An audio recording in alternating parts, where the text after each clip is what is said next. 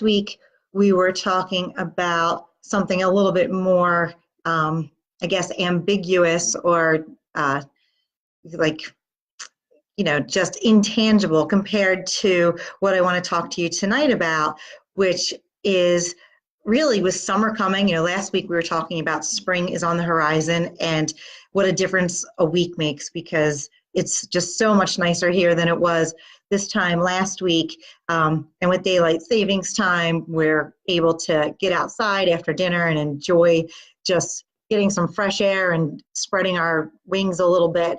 But with summer coming and it's on the horizon, it's a really good time to start thinking about what your custody arrangement is going to look like. And summer is a great time to think about this because it's just, everything's a little bit more relaxed, the schedules lighten up a little bit, and it really gives you and your spouse some flexibility to start trying things out or to kind of ease the kids into a situation that's going to be an adjustment for everyone. But if you start thinking about it over the summer, when school kicks back in, hopefully you've got a plan in place that's workable and the kids have adjusted, and it's just an easier, smoother, nicer transition for everyone. So I always like for the summertime to be a time of let's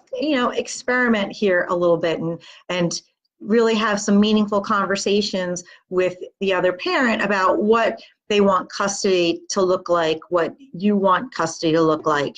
And when you do this, it really depends on the ages of your children. So it's going to look different for children who aren't school age yet than it would for kids who are older and they can kind of be a little bit more self-sufficient and handle things on their own a little bit more. So this is the time where you start really thinking about, okay, what is, and the buzzwords that they use in legal circles is what is in the best interest of the children. And there's so many resources available to you to really make sure that you're protecting your children as you move through the divorce process. And this is really the most important part, right? So with summer coming, think about things like what is the kids, or what are the kids' schedules going to look like in the fall? And what are our transportation needs going to be? Where are we going to need to get the children, by what time, and which parent is best able to do that? Sometimes it actually is almost easier if you've got parents who are both working similar schedules. And I have clients who share a nanny, share transportation, so that you, as a family, hire one caregiver for your children to give you the support you need while you're at work. And that person, ideally, the parents are living close enough to each other where that person can go back and forth to both houses and has a relationship with both parents. Because when you're thinking about figuring out custody, I think from my perspective, what you're really looking for is consistency and flexibility. So both parents have to be willing to be flexible and really supporting the children's needs. I always say it's really not about the parents' schedule. As the kids get older, especially, it's about their schedule. And, they're not the ones who decided to get divorced. And I think you have to be really mindful of trying to keep things as consistent and the same for them as you possibly can. So I think it's awful. It's an awful thing to say to anyone ever when you're coming up to make some custody decisions, to say, well, you wanted the divorce, so now the kids have to deal with this. The kids are going to have to bring their belongings back and forth to school because you wanted the divorce, when really it's not that big of a deal for the kids to come back to one place after school every day, have the other parent pick them up on their way home from work, or somehow share that back and forth with the other parent. Because I think what the kids long for is to have what they consider a home base. And I know there's a lot of different approaches to these custody schedules and whether or not it's 50-50 and what does that look like. But I think the research is starting to show that a week on, week off 50-50 custody schedule is actually not best for the children, because that week on, week off is too long of a time for either parent to be away from their children. And so when you're sitting down to think about these things, think about how do we maximize each of our time with the children. And if you're a parent who doesn't have custody at that point, or it's not your weekend, is always remember that you're still the parent. It's not that you're a 50-50 parent, as my kids like to say. It's not, I should have two parents 100% of the time, not one parent 50% of the time. And that is so incredibly true. So if you're doing a 50-50 schedule, remember that if there's baseball games or activities, you are welcome and entitled to be at all of those things. So you're still present in your children's lives and you're seeing them as frequently as possible.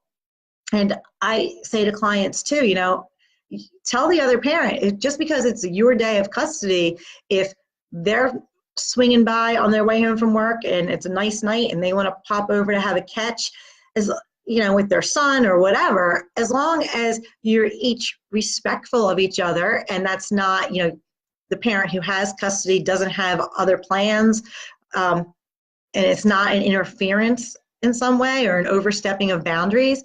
I always think that those sorts of things are great for the kids, and summer is a great time to start testing those things out. Do we need to have, can the other parent come by and pick up kids for ice cream and vice versa on the other parent's time? Some people are vehemently opposed to that, but it really depends on the relationship that you have with the other parent. And the better that is, the better it is for the kids. So start having those conversations. Practically speaking, when are each of us available to be there for the kids in terms of transportation? What do each of us need in terms of our job support?